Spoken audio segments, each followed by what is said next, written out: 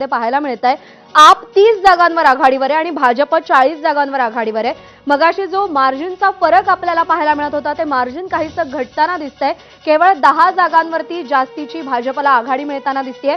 भाजप 40 जागांवर आणि आप 30 जागांवर सध्या आघाडीवर आहे आणि काँग्रेसला पुन्हा एकदा पिछेहाट होताना आपल्याला दिसतेय. एका जागेवरची आघाडी सुद्धा काँग्रेस अजूनही टिकवू शकलेलं नाही.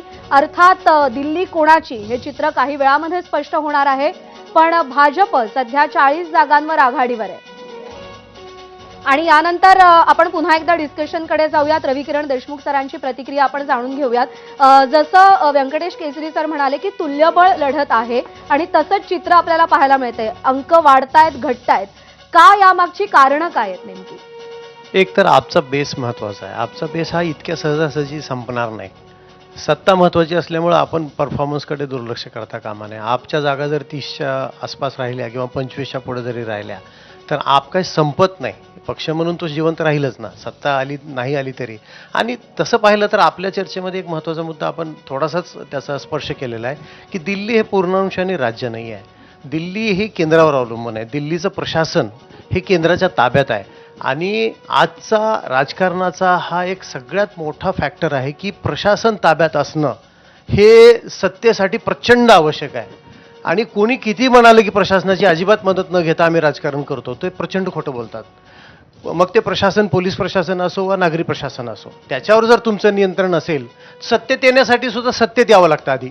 हा एक नवीन पॅटर्न भारताच्या राजकारणात तुम्हाला अलीकडं रूढ झालेला दिसेल की सत्तेत असाल तर सत्तेत याल, सत्तेत नसाल तर सत्तेत येण्यासाठी तुम्हाला खूप कष्ट करावे लागतील. हा एक नवीन परिपाठ आहे. त्यामुळं आपच्या बाबतीमध्ये मी हे खूप मोठं अपयश आहे असं मानायला तयार नाही. आणि माझ्या आधीच्या मान्यवरांनी एक मुद्दा जो मला त्याच्यावर थोडंसं बोलावंसं वाटतं. माझ्या मते आप हा भाजपाचा लाडका विरोधी पक्ष आहे. याचं कारण सांगतो मी तुम्हाला.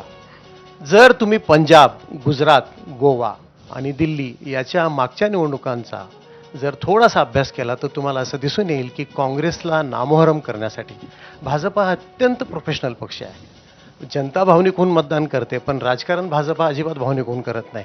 हे महत्त्वाचं आहे. दिल्लीमध्ये काँग्रेसला नेस्तनाबूत करण्यासाठी आपचं पुढं येणं, पंजाबमध्ये काँग्रेसला नेस्तनाबूत करण्यासाठी आपचं पुढे येणं, 92 जागा मिळाल्या पंजाबमध्ये.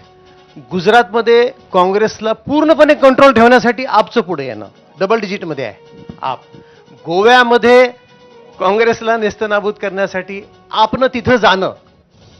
बघा, 6% मतं होती मागे, अजिबात जागा नव्हत्या. 12% मतं झाली, आपच्या 6 जागा आल्या. नाही, तुम्ही सांगताय तो पॅटर्न अत्यंत इंटरेस्टिंग आहे. आणि जसं तुम्ही म्हणालात की आप हा अजिबात नाही, अजिबात नाही. कारण भाजपचं टार्गेट स्पष्ट आहे. या देशामधला सर्वात मोठा पक्ष, या देशावर सर्वाधिक काळ सत्ता